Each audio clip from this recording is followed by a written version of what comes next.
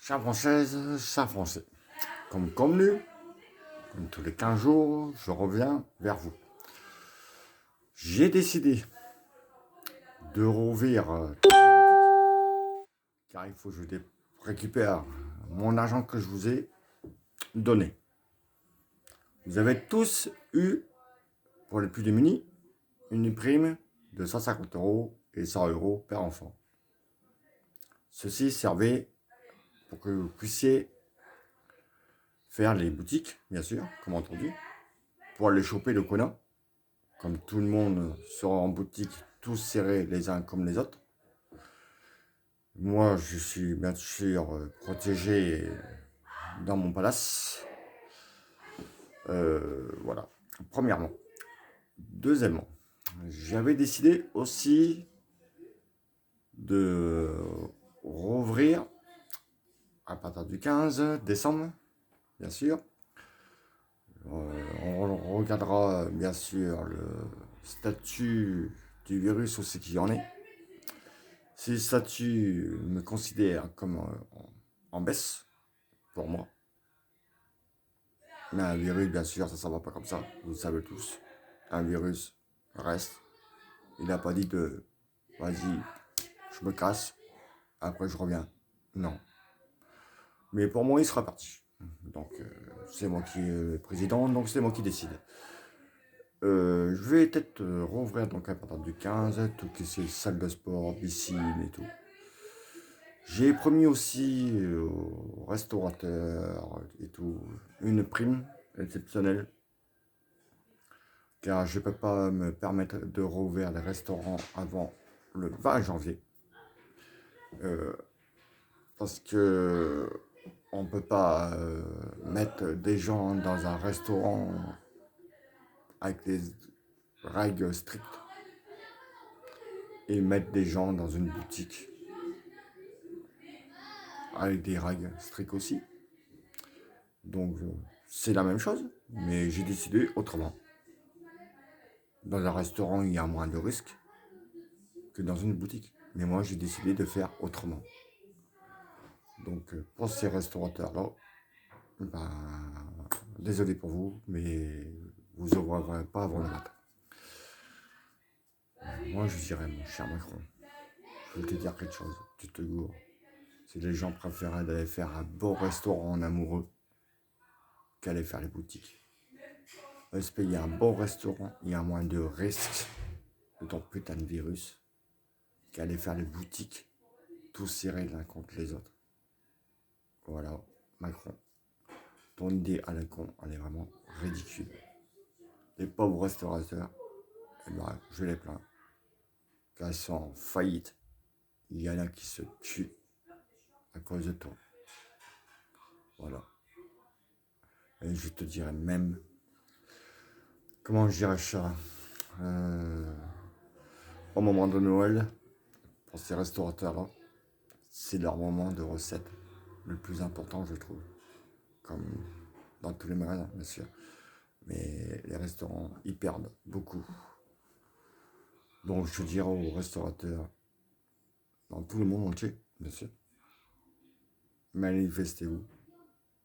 Faites voir que vous êtes là, que vous avez besoin d'ouvrir votre magasin, que vous avez des enfants, une famille à nourrir.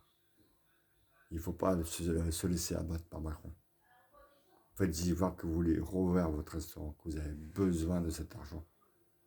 Rien que pour tenir vos restaurants et pour la vie de votre famille. Voilà Macron. J'espère que les restaurateurs seront à mon écoute. Mais faites des manifs à fond la caisse. N'écoutez pas Macron. Protégez-vous, bien sûr, en faisant vos manifs.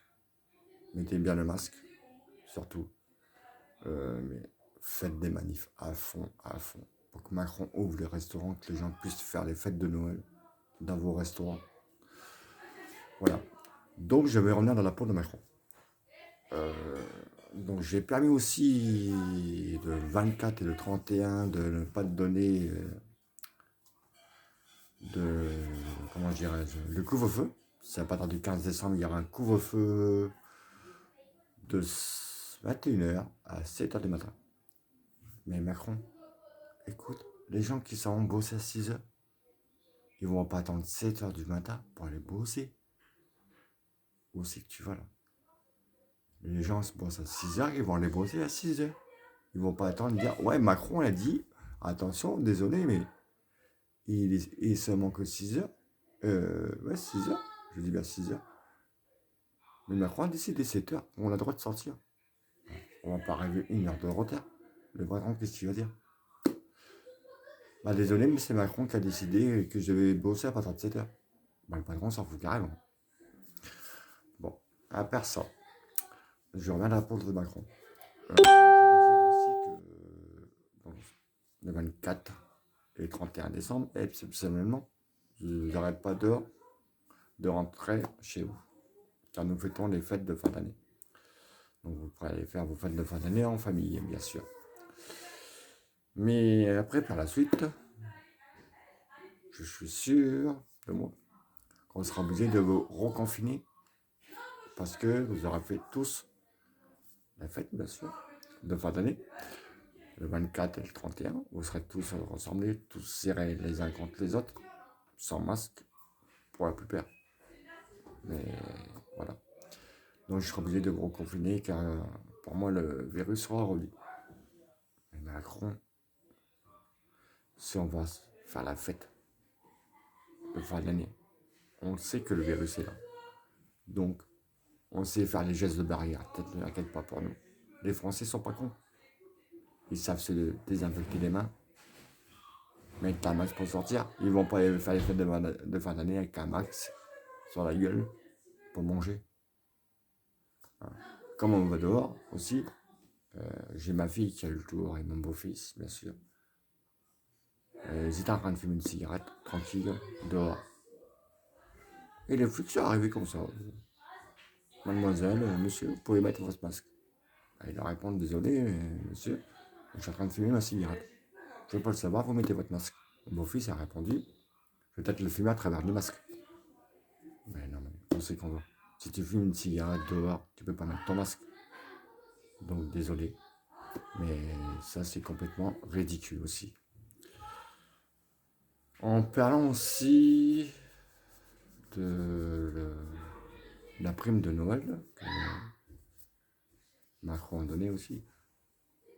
Bien sûr, toujours pour les personnes au RSA, chômage et sans mois payé, je crois, qui sera versé le 15 décembre.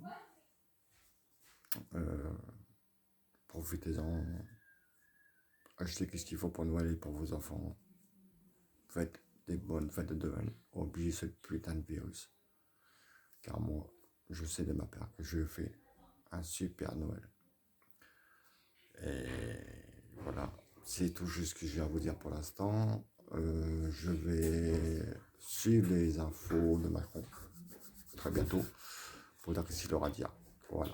Donc faites attention à vous et bisous et à la prochaine fois. Salut.